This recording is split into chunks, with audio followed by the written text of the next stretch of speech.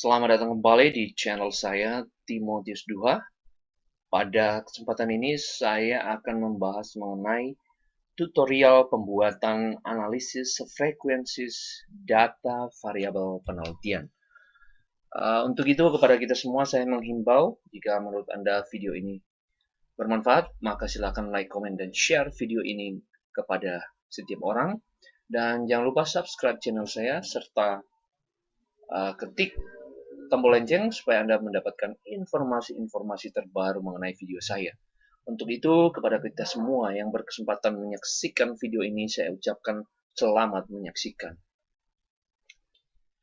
Analisis. Ya, jadi analisis frekuensis bertujuan untuk memaparkan ringkasan tendensi sentral, dispersi, dan distribusi suatu variabel yang memiliki data skala. Hal ini menjadi bagian dari statistika deskripsi. Jadi kita fokus kepada variabel. Jadi di sini ada dua variabel sebagai sampel saja, sebagai contoh, dan isi dari variabel ini adalah nilai dari skor total dari satu bundel angket yang dijawab oleh masing-masing responden. Jadi kalau kita melihat di sini, ada sebanyak 35 responden. Jadi data skor total inilah yang akan kita masukkan ke dalam SPSS sebanyak 35 item. Kenapa? Jadi marilah kita menuju tampilan SPSS. Ya, inilah dia. Baik, di sini kita perlu mengisi namanya, yaitu ini variable X tadi ya. Oke. Labelnya katakanlah misalnya kepuasan kerja. Kepuasan kerja. Katakanlah begitu ya. Oke, karena kita sudah mengisi variable view, maka selanjutnya adalah kita mengisi data view. Yang di sini ini ya. Ini untuk variable X ini.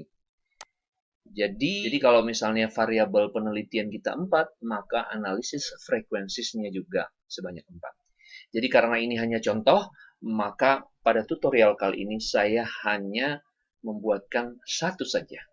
Jadi untuk selanjutnya kepada rekan-rekan pemirsa yang menyaksikan video ini, silahkan dilatih di rumah mengikuti panduan yang akan saya sampaikan berikut ini. Baik, kita blok ini semua skor total dari variabel X dari nomor 1 sampai nomor terakhir 35 ini ya. Kita Ctrl C saja. Kemudian kita Ctrl V kan saja ke dalam SPSS. Kita tunggu hasilnya. Ya, inilah hasilnya. Kalau kita lihat di sini masih ada angka di belakang koma. Untuk itu, kita hapus saja desimal yang 2 ini. Ya, menjadi 0, maka di variabel V-nya tidak ada lagi angka di belakang koma. Jadi kita mulai saja proses untuk menghasilkan tampilan dari analysis frequencies. Jadi kita klik analyze, selanjutnya descriptive statistic, lalu menuju frequencies, kemudian variabel di kotak kiri ini kita pindahkan ke kotak yang kanan, dan kemudian kita menuju statistik.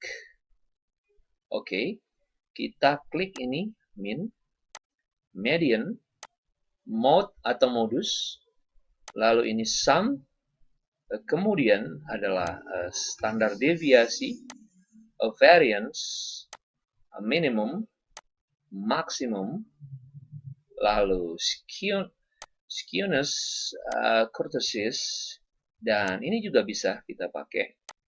Kita isikan saja, siapa tahu berguna. Oke, langsung kita klik continue. Kita oke kan saja. Oke, inilah output dari SPSS, kita tunggu hasilnya.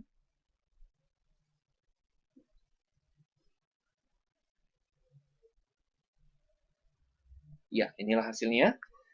Inilah yang kita nantikan. Jadi, untuk lebih jelas interpretasinya, saya akan pindahkan hasil ini ke semua ini. Ya, tapi ini masih proses ya. Kita tunggu sebentar. Ya, ini ada histogramnya. Oke, baik. Saya kopikan saja. Ini kita klik saja ini supaya berwarna kuning. Lalu kita klik kanan. Lalu copy saja. Oke. Lalu kita menuju Word.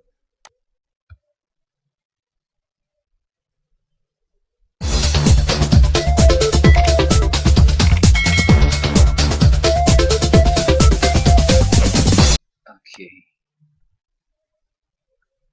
Jadi ini saya bagi setengah layarnya supaya lebih jelas. Oke, lalu saya ke Excel tadi kita. Jadi kita padu padankan data hasil dari SPSS dan data awal kita di Excel. Jadi ini ya, kita mulai saja. Oke, saya mau jelaskan arti dari output yang disajikan oleh SPSS. Yang pertama, sudah jelas bahwa N kita atau jumlah data kita sebanyak 35. Jadi kalau kita lihat di sini, di Excel ini sudah jelas ya, 35. Oke, kita juga 35. Kemudian tidak ada kesalahan atau missing.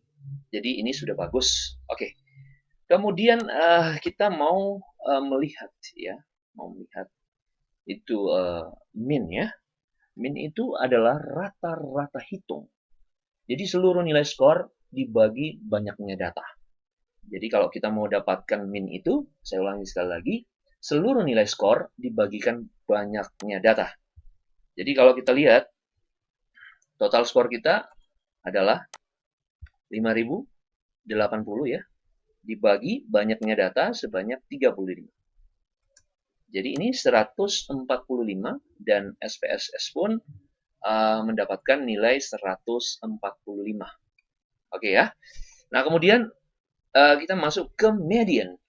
Median itu adalah nilai yang terletak di tengah-tengah kelompok data setelah diurutkan dari yang terkecil sampai yang besar. Jadi caranya secara manual kita insert ini. Insert saja. Oke, kemudian kita kopikan. Ini kan tidak berurut ya. Jadi kita urut, Ctrl C saja, kita pindahkan ke sebelah. Oke, lalu Ctrl V. Oke. Nah, sekarang ini kita urutkan, kita klik ini saja. Ya, sort smallest to largest. Artinya mensortir dari angka yang terkecil sampai yang terbesar. Oke, kita klik saja. Tas. Sort. Oke, kalau begitu kita lihat di bagian tengah ya, alas. Jadi ini di antara ini. Ini ya. Inilah antara 140 dan 150, disitulah median kita terletak. Yaitu nilai yang terletak di bagian tengah. Ini 146. Oke, kemudian adalah mode, adalah nilai yang sering muncul. Mode ini atau biasa disebut dengan modus. Oke ya. Kita insert lagi ini. Kita hitung ya. Baik, kita hitung saja supaya jelas ya. 100 itu ada 1, 110 ada 1, 120 kita hitung sama-sama. 1, 2, 3, 4, 5, 6. Ada 6 ya. Kemudian 130 kita hitung juga 1, 2, dan 3. Selanjutnya kita hitung yang 140. Kita hitung 1, 2, 3, 4, dan 5. Kemudian yang 150 kita hitung bersama-sama. 1, 2, 3, 4, 5, 6, 7, 8. Oke, selanjutnya kita hitung yang 160. 1, 2, 3, 4, 5. Baik, yang 170, 1, 2, 3. Yang 180, 1, 2, hanya 2, dan 191. Jadi kalau kita lihat di sini, dari atas ini, yang paling banyak itu adalah di sini, ya. Ini ya, ada sebanyak 8 kali. Berarti di sini sudah pas ya. Mode ini adalah nilai yang sering muncul, yaitu angka 150. Baik, kemudian kita masuk ke standar deviation atau standar deviasi atau biasa disebut dengan simpangan baku. Nah, ini tujuannya adalah untuk mengetahui apakah di dalam data itu ada atau tidak elemen data heterogen di dalam kelompok data ini. Itu tujuan dari standar deviasi. Nah, standar deviasi ini juga biasa disebut ukuran dispersi atau ukuran variasi atau ukuran keragaman data. Jadi kriterianya adalah jika nilai standar deviasi lebih kecil dari nilai min, maka data dikatakan baik atau nilai min dapat dijadikan representase dari total data. Jadi sekarang kita bandingkan. Nah, kalau kita lihat standar deviasi sebesar 21, sementara min sebesar 145. Jadi artinya standar deviasi nilainya lebih kecil dari nilai min, maka dapat disimpulkan bahwa jadi sudah menjelaskan nilai min sebagai representase dari total data. Baik, yang selanjutnya adalah kita mau mencari nilai variance. Kalau di sini nilai variance-nya adalah 45, maka kita mencoba mengerjakan saja. Oke, saya geser dulu. Kita ini insert aja. Insert. Oke. Ini namanya X bar atau nilai rata-rata. Kalau kita lihat tadi nilai rata-ratanya itu adalah 145, maka ini kita copy saja. Kita kopikan ke sini. Lalu kita copy lagi. Sebanyak ini. Oke. Oke, jadi ini X-bar-nya ya. Oke, kemudian kita insert lagi ya. Kita kecilkan sedikit supaya agak lempeng ya. Oke, lalu kita X kurang X bar. Jadi X ini mengurangi X bar. Jadi nilai X mengurangi X bar. Oke, sama dengan lagi. Nilai X mengurangi nilai X bar. Biar lebih cepat, maka kita beginikan saja. Oke, nilai X dikurang X bar itu sudah ada tampilannya. Baiklah. Kemudian kita isi lagi, insert ini saja. Oke. X kurang X bar. Oke.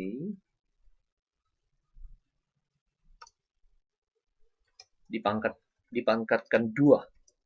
Oke, jadi begini saja. Ini dipangkat 2. Lanjut. Ini pangkat 2. Baik, langsung kita beginikan saja. Oke. Sudah dapat hasilnya? Sudah semua? Baik. Maka ini sudah menjadi modal kita untuk masuk ke rumus ya. Rumus dari variance adalah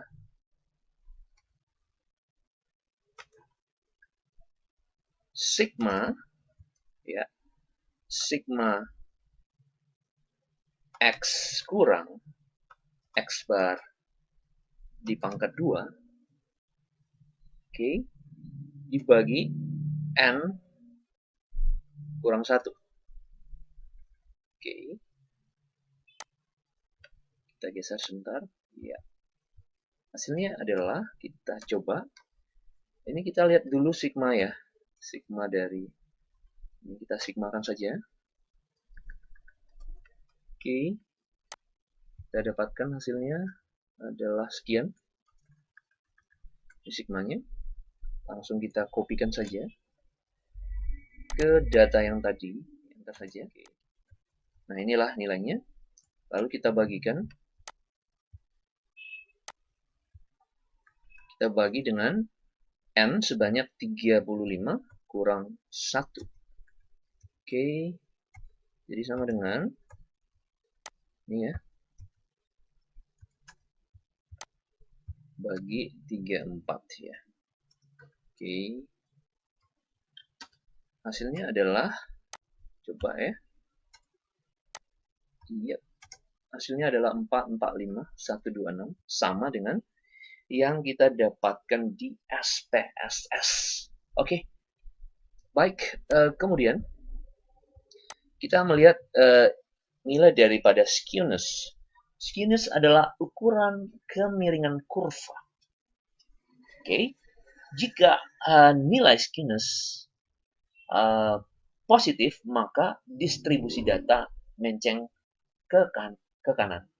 Jika nilai skewness adalah negatif, maka distribusi data menceng ke kiri. Jadi kalau kita lihat skewness kita itu adalah nilai negatif, maka data kita itu menceng ke kiri. Oke.